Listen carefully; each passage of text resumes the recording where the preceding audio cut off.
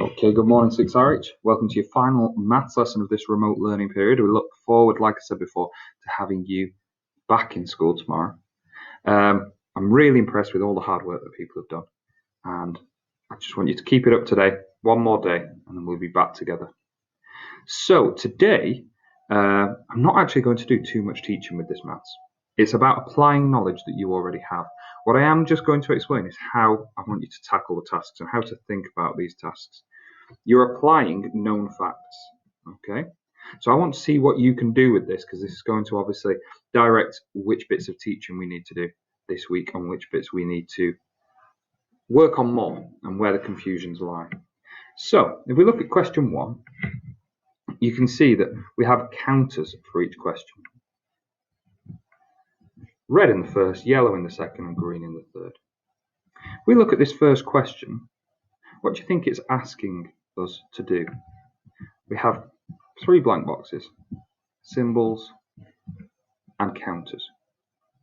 It's looking for you to write out the calculation and the answer to what is being represented in the counters. Now you should be able to see there's a repeating pattern. We have a group here, a group here, a group here, and a group here. So what do these counters represent? Well, there are 5 ones here. So in my first box I would write 5, okay, because each group is made up of 5 ones. How many groups are there? 4, so 4 would go in the second box, and then I would work out 5 multiplied by 4, and it would give me my answer. Obviously the only difference here, you can see each one has 5 counters and there are 4 groups in the second part. However, each counter is worth 10. So instead of this group being worth just 5, it's now worth 50. So it would be 50 multiplied by 4 equals, well, 5 times 4 was 20, so 50 times 4 would be 200. There is an extra 0 in the question because we multiplied the 5 by 10, and there'll be an extra 0 in our answer. We'll multiply our answer by 10. But you can use the knowledge that 5 times 4 is 20 to work out that 50 times 4 would be 200. For question 2, you've got exactly the same sort of thing. However, this time it's represented numerically. So we've got 5 multiplied by 7. 5 times 7 is 35. Therefore, 50 times 7 would be 350. 500 times 7. How many zeros have we now got on the 5? What have we multiplied 5 by? We've multiplied it by 100. So we're going to multiply our answer by 100. So instead of 35, we will have an answer of 3,500.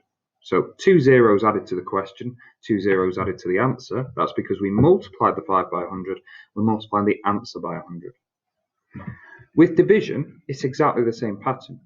72 divided by 9 is 8. Therefore, 720 divided by 9, there's an extra 0 in the question. There'll be an extra 0 in the answer.